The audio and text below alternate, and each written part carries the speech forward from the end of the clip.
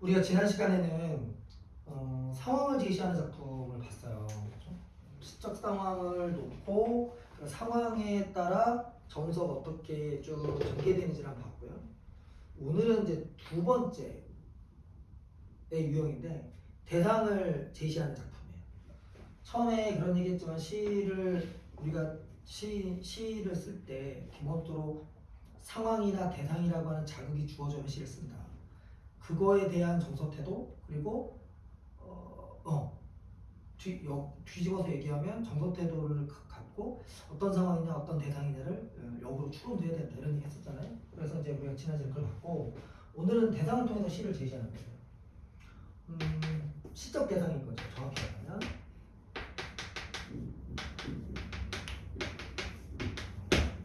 시적 대상을 통해서 드러낼 때 뭐 이거는 좀 간단한 건데 얘는 그러니까 시는 어렵죠. 그러나 이 논리 구조가 어렵잖아요.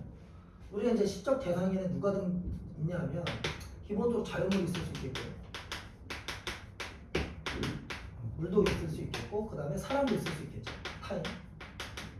내가 어떤 특정한 사람을 보고 그 사람에 대한 정서 태도를 말할 수도 있고 내가 어떤 자연물을 보고 그 자연물에 대해서 정서 태도를 말할 수도 있어요. 대표적으로 고전문학 같은 경우에 보면 소나무, 대나무를 대상으로 시를 쓰죠. 이제 그렇게 드러내는데 그리고 여기에 대한 정서 태도를 밝히는데 우리가 이 대상이라고 하는 종류가 크게 두 종류가 있어요.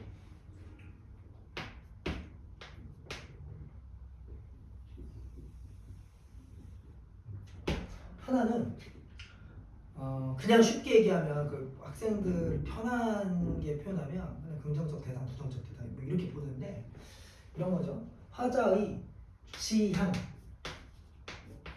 화자가 지향하는 가치 또는 지향하는 그 어떤 것을 갖추지 못한 존재. 그러니까 이것과 상반된 존재죠.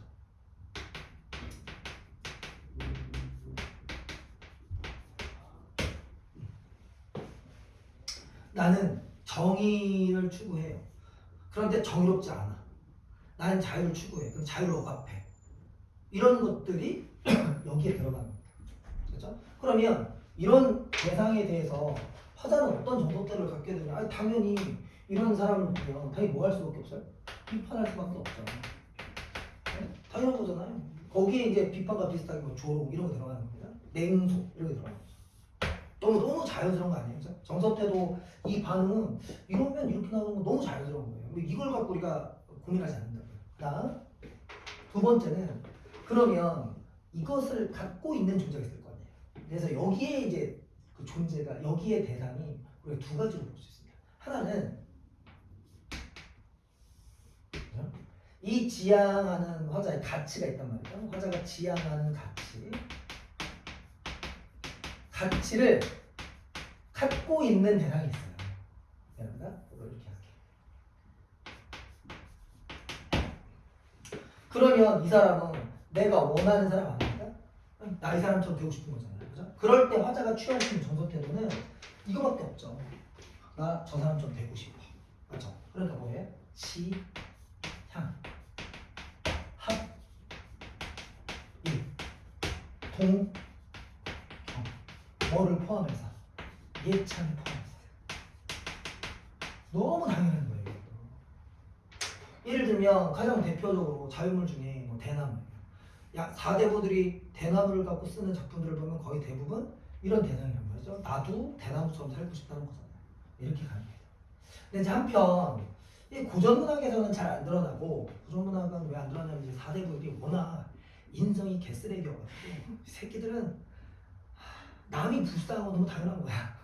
남이 가난해. 그러면 당연한 거지 이렇게 생각하는 것들은 공감 능력이 없어요. 왜냐하면 지들이 먹고 살 시장이 없으니까 쓰레기들은. 그래서 이제 그런 건 고전 문학에 잘 안 드러나는데 현대 문학에는 있죠.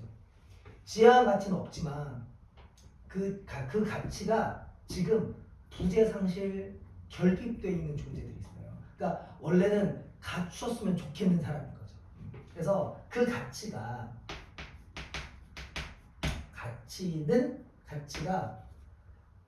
부재, 혹은 결핍이에요. 보통은 외부 상황 때문에. 내부 상황 때문에 원래는 이 사람 이걸 갖고 있어야 되는 사람임에도 불구하고 외부 상황 때문에 어쩔 수 없이 부재 결핍 되어야 되는 사람들이 있습니다. 얘는. 그러니까 얘하고 좀 다른 거죠. 그죠? 얘는 나쁜 놈이 없는 거고 여기는 주변에 다른 상황 때문에 없는 거예요. 불쌍한 사람들이죠. 이게 이제 외부 상황이에요. 외부 상황이라고 하는 건 보통은 현실과 연결되어 있는 거죠. 가난해서, 힘이 없어서, 또는 억압당해서 이런 존재들 있죠. 이런 경우에 이런 사람들에 대해서 화자는 어떤 정석들을 갖냐면 연민과 공감, 이해 정석들을 갖게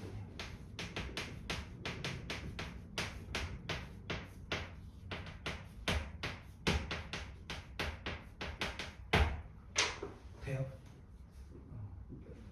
되게 그럴듯하잖아요. 예를 들면 밖에서 어떤 아기가 울고 있어요. 근데 그 아기는 원래는 울면 안 되는 아기란 말이에요. 이 추운 날 밖에서 비를 맞고 있어야 될 아기가 아니잖아요. 행복하게 있어야 될 아기, 누군가의 보살핌을 받아야 되는 아기죠. 이거죠. 근데 걔가 이것 때문에 부재결핍이 상실되는 상황이에요. 그럼 우리가 그 아기를 보고 그 애를 보고 꺼줘 이렇게 하지 않아요. 막 옆에 가서 부채질. 왜 부채질? 어머 추워.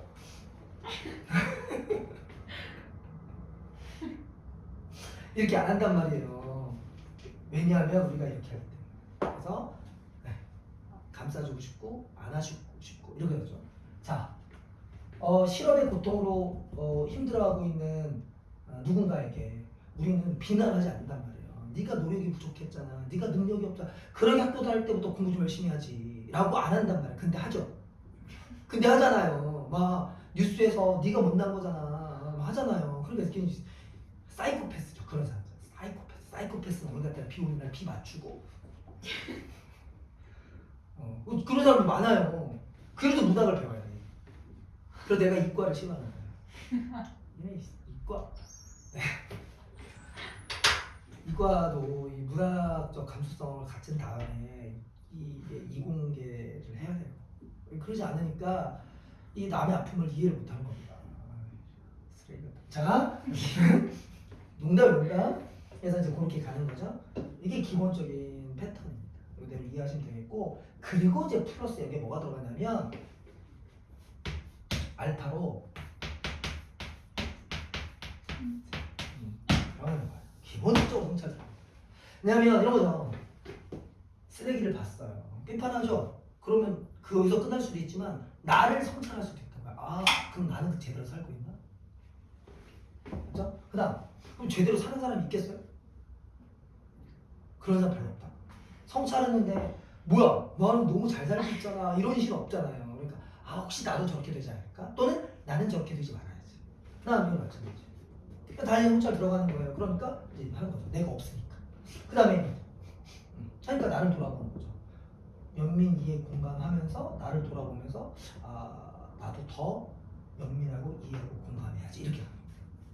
이해하시겠죠? 그렇게 도움되고요. 보통 여기 들어가는 사회적 약자들입니다. 일반적으로 사회적 약자들이에요.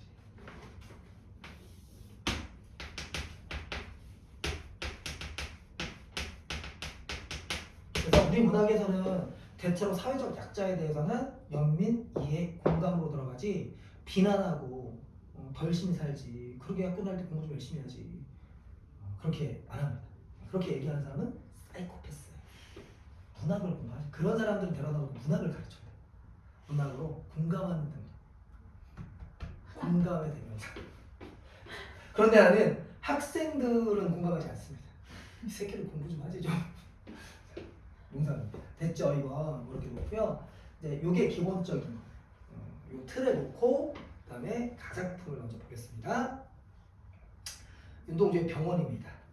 우리 그 첫 번째 문장에서 일단 병원에 체크하셔야죠. 공간적 배경. 살구나무 그늘로 얼굴을 가리고 병원 뒤뜰에 누워 젊은 여자가 휘룩 아래로 하얀 다리를 드러내고 일광욕을 한다. 여기까지 뭐가 나왔습니까? 대상이 나왔죠. 실제로 이렇게 하시면 안 됩니다. 그럼 신고당해요. 야 이거 신고가 아니야. 신고가 아니냐? 맞지 그치? 우리 문학을 공부하다 보면 신고 당할 사람들이 많아요. 스토커. 너 한용운의 님의 침묵 같은 거 봐봐. 님은 같지만 나는 님을 보내지 않았어. 너는 같지만 나는 너를 보낸 적이 없어. 이거 스토커지.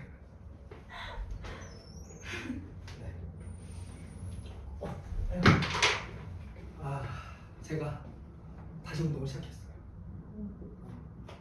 얘기했죠. 크로스핏 하다가 다쳐가지고 다시 크로스핏은 못 다니고 시간이 없어서 아파트 단지에 있는 헬스장 그래서 이틀 됐는데 죽겠네. 안 하다니까 너무 죽겠어. 자,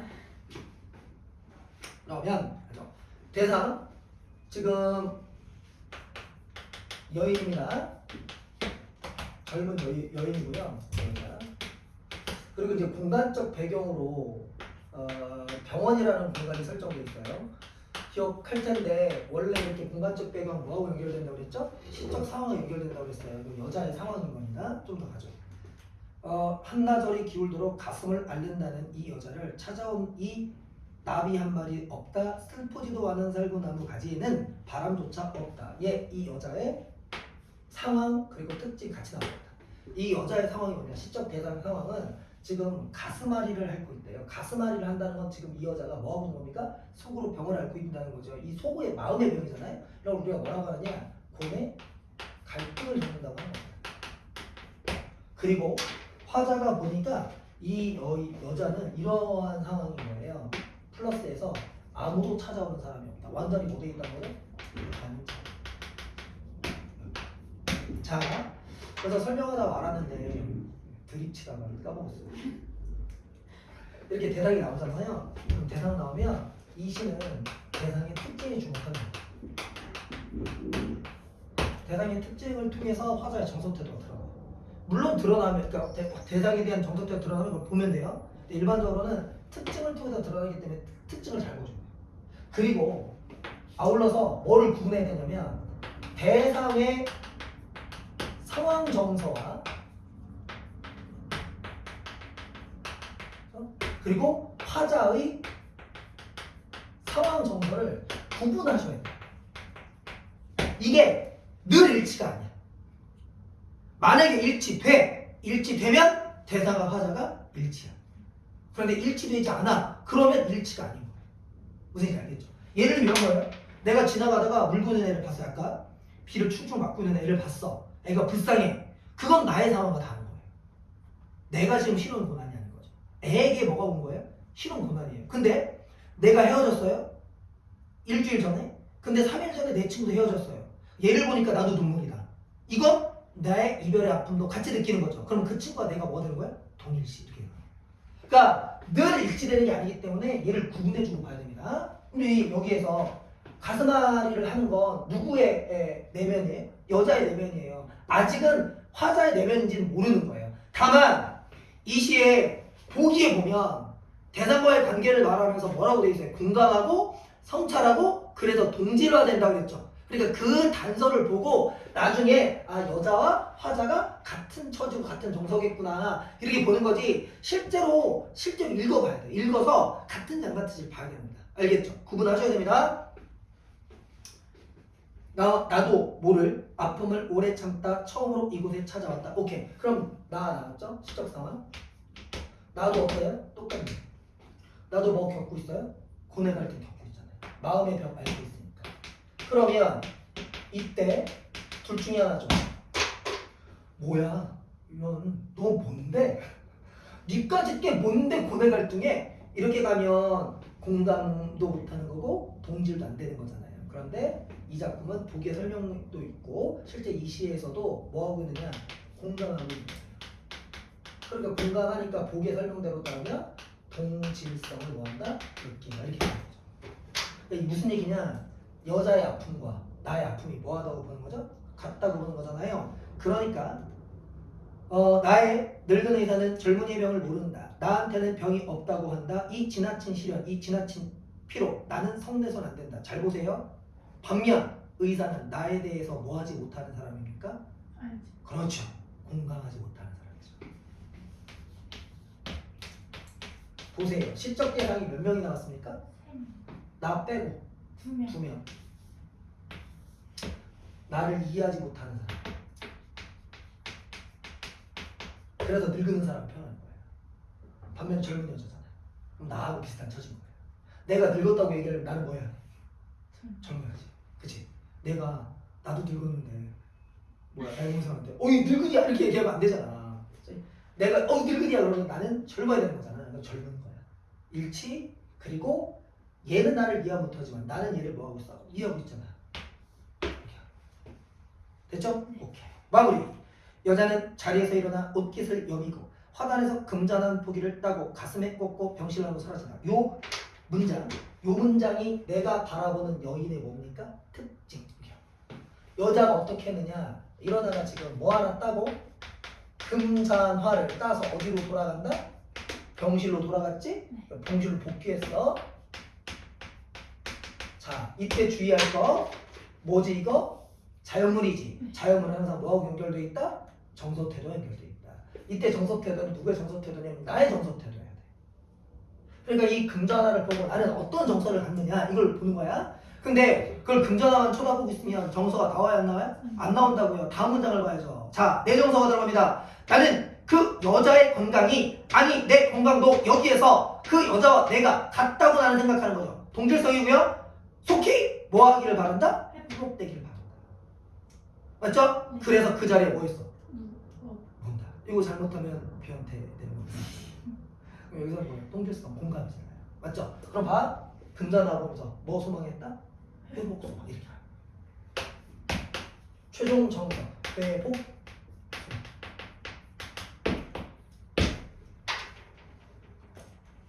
됐어요? 네. 자, 첫 번째 작품. 돼요? 그러니까 보기를 보면 조금 더 편하게 이해할 수 있는 거고 보기를 안 봐도 이해하는데 큰 문제 없어요. 다만 보기를 먼저 보는 사람이면 보고 와서 확인하시면 됩니다. 자, 두 번째 작품 보시죠. 나 작품. 이거 지워도 되죠? 네.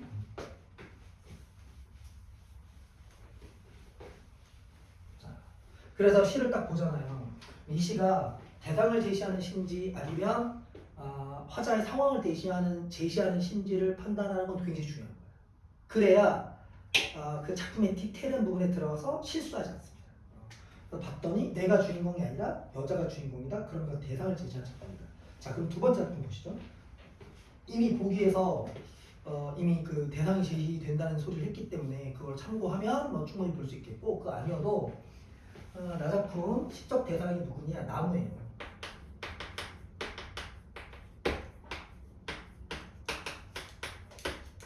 그 나무를 보고 화자가 이제 정서 태도를 말하는 겁니다. 가보죠. 유성에서 조치원으로 가는 어느 들판. 들판을 체크하시고요. 공간이죠.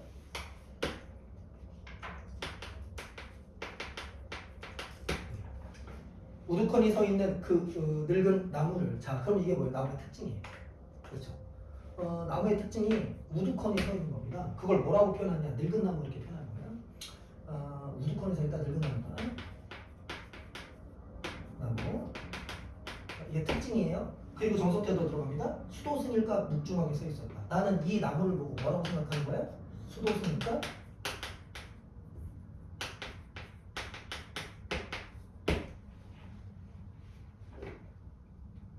다음날 조치원에서 공주가는 어느 가난한 마을에 가난한 마을 뭐가 바뀌었어요? 공간이 바뀌었네요. 공간 이동했죠? 가난한 마을. 그냥 마을이라고 할게요.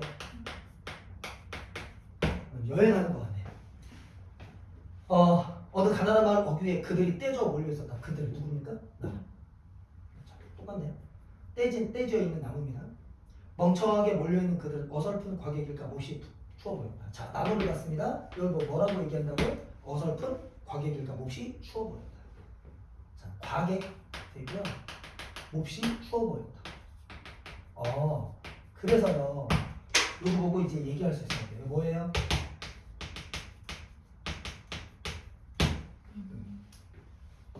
되죠 이거? 네. 그 다음 공주에서 온양으로 우기하는 뒷길 어느 산마루에서 예, 또 공간이 바뀌었습니다. 뒷길 어느 산마루. 그냥 산마루라고 할게요. 그들은 멀리서 있었다. 하늘 문을 지키는 파수병이니까 외로워 보였다. 예, 그들 멀리서 있는 그들이고요. 파수병 병 그래서 어떻게 보인다? 외로워 보였다.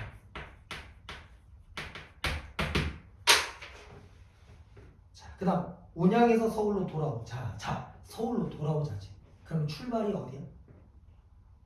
서울. 그치? 왜 서울로 돌아왔잖아. 네. 서울에서 출발해서 결국 돌아서 어디 온 거야?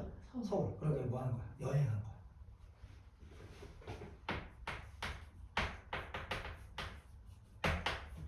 그럼 여기가 홈타운이겠네? 나머지 홈타운이 아니네. 홈타운으로 돌아왔어. 홈타운 돌아와서 놀랍게도 그들은 이미 내 안에 뿌리를 펴고 있었다. 오케이. 끝났네. 그들은 내 안에 있었다. 내 안.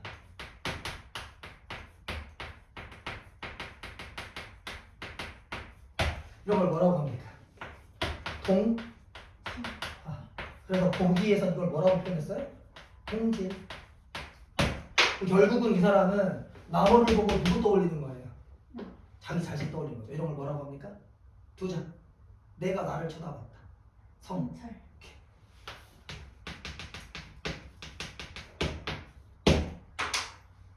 나는 뽑아낼 수 없는 몇 그루의 나무를 기르게 되었다. 오케이. 됐어요? 결국 이 나무를 보고 누구의 삶을 떠올리냐? 자기 자신의 삶을 떠올리냐. 이겁니다. 반성은 아니지. 자기 돌아봤다는 거예요. 아, 내가 이렇게 수도승처럼, 그다음에 매우 힘들게, 그다음에 외롭게 살고 있다. 고독하게 살고 있다. 인생은 독고다이다. 이런 얘기. 됐어? 자, 넣고 문제 보겠습니다. 이게 대상을 제시하는 작품들의 특징이에요. 그러니까 이렇게 해서 대상을 파악하고 들어가면 돼요. 36번 가보겠습니다. 가나에 대한 설명으로 가장 적정을 했죠. 가장에다 동그라미 하시고요. 설명 가장이 이렇게 들어가면 이 문제의 의도는 이 글의 핵심 내용을 물어보는 거예요. 핵심 내용과 연결되어 있는 진술을 중심으로 보는 겁니다. 1번 가와 나는 모두 색채 이미지를 활용해 끊어보세요. 여기서 확인해야 될 정보 색채 이미지 모두 이건 팩트죠. 그리고 사물의 역동성을 드러내고 있다. 사물의 역동성 이건 이 시의 주제가 사물의 역동성을 드러낼 수 있는 주제냐는 거예요. 가나 작품 역동성을 드러내는 분위기입니까? 아니죠. 시적 상황 분위기와 맞지 않습니다. 그래서 이미 1번은 사물의 역동성을 보는 순간 날려야 돼요. 그죠? 다만 우리가 공부하는 과정이니까 색채 이미지가 있는지 없는지까지 한번 뒤져보는 겁니다. 실전에서는 역동성에서 바로 지워내면 돼요. 이렇게 해서 시간 단축하시면 됩니다. 그런데 이제 확인을 한번 해봐야 될 거 아니에요. 그래서 가가요. 가는 색채 요거 가는 돼요. 하얀 다리. 그러니까 변태 얘기한 거. 나는 색채 있어요 없어요? 없죠. 근데 역동성은 다 틀렸어. 이 시의 핵심 분위기, 상황하고 맞지가 않습니다. 역동성이라고 하는 순간 정석대로 싹 날아가고요. 맞죠? 그래서 1번. 2번 갑니다. 가와나 모두 일상을 벗어난 공간과 대비 끊어보시고요. 여기서 두 가지 팩트 확인합시다. 일상을 벗어난 공간이 있니? 그 다음에 대비가 있니? 이걸 봐야 돼요. 그러면 대비가 나오려면 공간이 몇 개가 나와야 됩니까? 최소 2개. 그러면 가 작품 보세요. 공간 어디입니까? 그러면 공간이 2개예요? 하나예요? 하나죠. 그러니까 얘는 일단 뭐가 안 돼요? 대비가 안 돼요. 그러니까 이 가의 병원이라고 하는 공간이 비일상적인 건 맞아요. 병원이 일상인 사람 없잖아요. 뭐 의사예요? 아니 환자?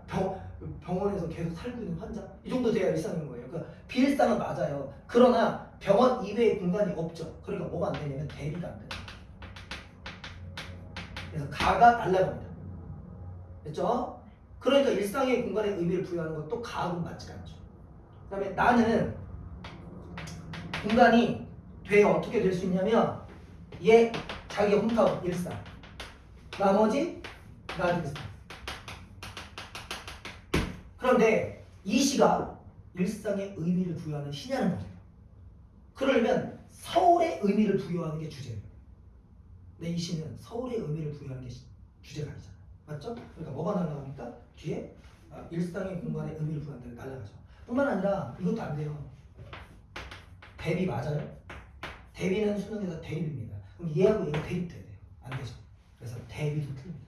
뭐만 맞느냐? 일상 공간이 나왔다. 일상 공간과 일상적이지 않은 공간이 나왔다. 이거밖에 없어요. 3번 가는 나와 달리 사물의 속성을 분석하여 끊고요. 그러면 사물의 속성 분석이 있어야 된다. 팩트로 미래에 대한 긍정적인 전망을 제시하고 있다. 그런데 요거 많이 골랐어요. 3번. 그러니까 이렇게 생각하는 거죠. 이거를 고르는 친구들은 선택지에서 이렇게 보는 거예요. 사물의 속성 분석.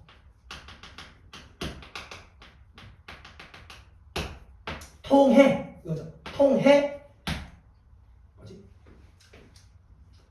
미래에 대한 긍정적인 전망. 미래 긍정 전망. 얘들이 이걸 어떻게 이거 틀린 애들은 어떻게 생각하냐면 일단 사물은 있어. 있는 것 같아. 이걸 있어도 아니야. 있는 것 같아. 그리고 이거에 꽂히는 거야. 뭔가 긍정적이잖아. 이거죠. 뭔가 긍정적이잖아. 정말 죽여버리고 싶다. 아니 왜냐면 내가 계속 얘기잖아. 제발 긍정 부정 이렇게 단순하게 나누지 말아라. 아니 물론 이 시가 회복을 소망하는 거니까 끝에가 긍정적으로 끝나고 맞아. 그러면 이 긍정과 이 긍정 같은 긍정이니까 맞냐는 거야. 이게 맞으려면 너는 서울대 갈 수 있겠다. 이거와 서울대 가고 싶어. 이거와 똑같은 거냐는 거야. 같은 거야? 다르잖아. 왜냐면 서울대 가고 싶은 소망이야. 그런데 서울대 갈 수 있겠다. 이건 뭐지? 전망이라고. 같아? 다르잖아. 근데 대충 좀 긍정적이잖아. 이걸로 들어가면 실수가 나와. 이게 맞다고 생각하니까 앞에 걸 어떻게 뭉개고 가냐면 사물은 있는 것 같은데 이렇게 하는 거야. 근데 아니 왜 안 봐 이거? 속성을 분석해야 될 거 아니야. 그럼 뭐가 열거돼야 돼? 특징이 제시가 돼야 돼. 그럼 여기서 보세요. 이 시에서 긍정적인 것과 연결되어 있는 자유는 하나밖에 없어요. 뭐예요? 그렇게 좋아하는 그렇죠. 그렇게 좋아하는 긍정과 굳이 연결시킨다면 얘밖에 없는 거예요. 그래서 이게 맞다고 칩시다. 이게 긍정적 미래 전망이라고 합시다. 내가 정말 100번 양보할게요. 그러면 금자에 뭐가 설명돼야 돼요? 속성이 나와야 될 거 아니에요. 근데 여기는 금자라만 나왔죠. 금자의 속성이 뭐 꽃잎이 몇 개다, 뭐 무슨 색이다, 뭐 이렇게 나와야 그게 속성 분석이죠. 됐어요? 제발 대충 보지 말고 있는 거 아니에요? 이렇게 가시면 안 된다. 알겠죠? 그래서 3번 보고 실수하시면 됩니다. 속성 분석도 없고요. 미래에 대한 긍정적 전망도 없습니다. 그 다음에 4번 나는 가와 달리 추측을 나타내는 표현을 변주하여 추측 추측에서 체크하시면 뭐예요? 화자에 뭐와 연결되어 있는 표현입니까? 정서와 연결되어 있는 표현이잖아요. 그러니까 정서와 연결되어 있으니까 얘를 보는 거예요. 그러니까 3번은 일단 정서에 날라갔고 4번은 정서가 일치해요. 그러면 그 뒤에 거 봐야죠. 변주하여. 변주는 뭐뭐일까가 똑같이 반복되는 게 아니고 변화됐으니까 변주예요. 그 다음 사물이 연상시키는 의미를 심화시키고 있다. 무슨 얘기냐? 나무가 만들어내는 의미를 심화시키고 있다. 맞잖아요. 맞죠? 이 나무에 의해서 연상되는 것들이잖아요. 연상 다른 말로 바꿔보세요. 정서. 나무로부터 나오는 정서를 들어보다. 무조건 맞는 상태였지. 답은 4. 이 시의 중심 정서 태도가 완벽히 일치하잖아요. 이렇게 보는 거예요. 설명으로 가장은 늘 중심 내용이에요. 5번 현재형 시제로 현재형 시제는 맞아요. 가는 계절의 상징성 틀렸죠. 그러려면 계절의 의미가 부각돼야 돼요. 다음 나 과거형 시제 맞아요. 첫 번째 문장 첫 번째 문장이죠. 끝에 보면 서 있었다, 보였다, 외로워 보였다, 기르게 되었다. 이거 전부 다 과거입니다. 맞아요. 근데 사물의 변화상 사물이 변하려면 이때 이 시에서 사물이 뭐예요? 나무잖아요. 그럼 나무가 뭐 해야 돼? 변해. 됐습니까? 36번 이렇게 이해하겠습니다. 자, 그 다음 37번 가시죠. 보기 발문을 먼저 갖고 있어요. 발문 지우고 갑시다.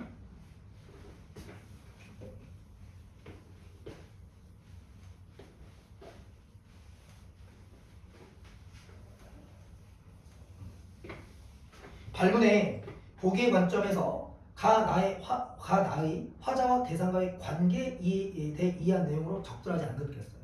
그러니까 결국은 이건 뭐냐면 가나의 화자와 대상과의 관계를 보라는 거예요. 그렇죠? 근데 가작품 우리가 다시 한번 얘기하지만 이게 지금 화자가 나가 등장하고요. 관계로 나와 있는 대상이 몇 명 등장하죠? 2명 등장해요. 하나가 여인, 또 하나가 의사. 이렇게 보셔야 돼요. 그 다음에 두 번째 나 작품은 나와 뭐의 관계? 나무의 관계. 됐죠? 근데 이 시에서의 포인트는 대상을 통해서 성찰하고 대상에 공감한다는 거죠. 그러면 보세요. 여기서 공감하는 대상 누구예요? 여기. 의사는 아니잖아요. 공감 맞죠? 결국 그래서 일치 이겁니다. 자 놓고 한번 보시죠. 그러니까 별로 의미가 없다는 거예요. 이 새끼 의미가 없다는 거예요. 이과. 그러니까 발문을 통해서 화자와 대상과의 관계니까 결국 이 시의 중심 정서와 관련된 걸 묻는 거다. 그 다음에 보기에서 확보할 수 있는 핵심은 성찰과 대상이 공감한다는 거다. 그래서 동질성이다. 그렇다면 대상이 이렇게 있는데 동질성과 관련되어 있는 대상을 중심으로 보는 거다. 보시고 우선 3번을 먼저 보겠습니다. 3번에 가해 화자는 젊은이의 병을 모르는 늙은 의사에 대한 원망을 끊어요. 그럼 원망은 뭐죠? 정서죠. 그러면 일단 이 원망이 나와야 돼요? 안 나와야 돼요? 나와야죠. 그런데 우리가 읽었지만 의사가 나를 이해하고 공감하지 못하는 건 있어. 하지만 그렇다고 내가 의사를 원망합니까? 원망 안 한다고. 그러니까 뭐가 깨져요? 원망이 깨져요. 그 다음 만약에 자기가 원망을 못 찾았어. 또는 원망은 있는 것 같아? 그래 그렇다 치자. 그러면 그 다음에 여자와 뭐 한다? 그렇죠. 뭐가 틀렸어요? 공유가 틀렸죠. 공유와 공감은 다른 거잖아. 공유는 뭐 해야지 공유지? 나눠야 돼. 공감 안 나눠도 나 혼자만 되잖아. 맞지? 말 안 하잖아. 여자하고 얘기 못 해. 그러니까 조용히 가서 누워버리지. 그치? 변태. 자, 그러니까 뭐가 틀렸습니까? 일단 원망 틀렸고요. 정서는 날아가고 여자 공유도 틀렸어요. 화자의 태도하고 맞지 않습니다. 그러니까 화자의 정서 태도가 날아갔으니까 그냥 3번 무조건. 돼요? 나 화자는 멀리 서 있는 나무들의 위치를 확인함으로써 끊어요. 일단 확인하는 게 없습니다. 확인하면 어디 있지? 라고 해서 거리를 확인하는 거니까요. 일단 틀렸고요. 대상과 자신의 거리를 좁히려고 했다. 그러니까 마찬가지입니다. 좁히려 하고 있다는 것도 틀렸어요. 왜냐하면 의도가 있어야 되니까. 근데 이 사람은 서울로 돌아오니까 어느새 내 안에 나무가 들어와 있다고 그랬지. 그러니까 자기가 의도했을 때 들어온 겁니다. 의도하지 않았는데 들어왔는 거예요. 의도하지 않았는데 들어왔죠. 그러니까 좁히려 할 때 그 좁히려가 틀린 거예요. 화자의 정서 태도에 날아가는 거예요. 그러니까 위치 확인도 없지만 좁히려 하고 있는 것도 없다. 됐어요? 그러니까 좁히려 하고 있지 않는다는 건 왜 그러냐면 얘하고 나하고 뭐 하니까? 일치. 일치인데 왜 좁혀? 나잖아. 근데 왜 좁히려 해? 만약에 좁히려 한다는 건 얘하고 내가 일치된다는 거 안 된다는 거야? 안 되니까 좁히려 하는 거죠. 됐죠? 역시 중심 정서에서 달라. 그러니까 답은 3번에서 딱 멈춰야 되는 거야. 근데 이제 이게 한 번에 되기 어렵겠지. 그러니까 다른 선택지 보긴 봐야 돼. 아직은 그게 안 될 거야. 1번. 가해 화자는 병원 뒤뜰에 누워있는 여자를 관찰함으로써 관찰. 여기까지 팩트 맞죠? 나의 화자는 여로에서 만난 여로는 여행하는 과정입니다. 나무를 반복적으로 제시한 것. 여기까지 끄면 팩트 맞죠? 자, 팩트가 맞아요. 대상의 인식이 뭐예요? 청소잖아요. 네, 맞는 거죠? 1번 통과. 2번. 가해 화자는 찾는 이가 없는 가슴을 앓는다는 이 여자의 처지에 팩트 맞고요.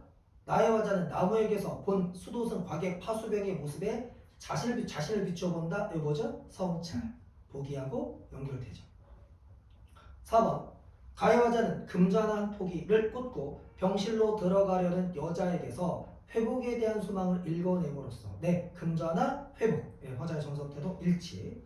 나의 화자는 나무들이 외로워 보였다고 표현함으로써 팩트, 일치, 대상 공감 되네. 5번. 가해 화자는 그가 누웠던 곳에 누워본다고 함으로써 이거 너무 이상해. 나의 화자, 내가 이상한 건가? 나의 화자는 뽑아낼 수 없는 나무를 기르게 되었다고 함으로써 여기까지 이제 들어가 있는 거니까 대상과 자신의 동질성을 드러내고 있다. 오케이. 확인할 수 있죠. 네, 통과. 됐습니까? 네. 예. 이제 공부를 하다 보면 이게 이제 그런 게 있어요. 왜냐면 사람이 누구나 반전의 기회가 한 번씩 오죠. 반전의 기회가 한 번씩 오는데 성공하는 사람과 성공하지 못하는 사람의 차이는 뭐냐면 이 애들이 그러니까 사람들이 나도 그렇지만 나도 뭐 오래 살아보진 않았지만 기껏해야 뭐 이제 뭐 내가 30대 초반이니까 안 웃네? 근데 이제 한 5년, 6년 살아보니까 물론 실제로 뭐 그런 것도 있지만 많은 학생들이 자기에게는 기회가 없었다고 오해를 해. 자기만 기회가 없어서 억울하다고 생각을 해. 다른 친구들은 공부 어떻게 성적이 잘 나온 친구들은 또는 뭐 학교를 잘 간 친구들을 보면서 뭐 어렸을 때부터 뭐 학원도 많이 다니고 또 막 책도 많이 읽고 또 집에서 신경 많이 써주고 학원도 뭐 많이 보내주고 그래서 걔는 잘 된 거고 나는 케어도 별로 못 받은 것 같고 뭐 그렇게 얘기를 해요. 근데 내가 좀 살아보니까 누구에게나 다 기회가 있어. 근데 그 기회를 잡느냐 못 잡느냐 차이. 근데 그 기회를 잡는 사람과 못 잡는 사람의 차이는 뭐냐면 기회를 잘 포착하고 옆에서 알려주고 이게 아니라 준비가 돼 있는 사람과 준비가 안 돼 있는 사람의 차이. 기회가 왔어. 근데 얘는 준비를 늘 하고 있었어. 그러니까 기회를 잡는 거야. 근데 얘는 기회가 왔는데 그 기회를 놓친 거야.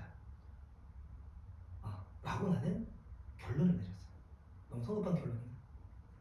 예를 들면 나도 학원 강사 하다가 기회가 왔을 거 아니야. 기회가 있었을 거 아니야. 근데 나는 미처 그때 준비가 안 돼 있었어. 근데 보통 준비가 안 돼 있다는 게 열심히 안 살았다는 거 아니라 뭐냐면 다들 열심히 살지. 근데 그게 내가 부족함이 없다고 혼자 착각하고 있는 거야. 그러니까 그 기회가 그게인지 모르는 거야. 그래서요 어른들이 그런 얘기 하는 거예요. 잘 될 때일수록 겸손해야 된다. 그리고 겸손해야 잘 된다. 왜 그런 얘기 하냐면 자기가 지금 뭔가 기회가 필요한 사람이라는 걸 알아야 기회를 잡는 거거든. 근데 이 정도면 됐지 이래버리면 그게 기회가 왔을 때 더 한 단계 올라갈 수 있을 때 못 올라가는 거야. 그래서 공부를 하다 보면 늘 이렇게 계속 열심히 하다 보면 한 번은 기회가 와. 그리고 그 기회가 기회인 걸 알려면 내가 늘 더 올라가야 되는데 못 올라가고 있다는 생각을 갖고 있어야 돼. 그러니까 항상 열심히 하지만 아직 부족한 상태야라는 생각을 갖고 해야 되는 거지. 근데 난 잘해 이래버리면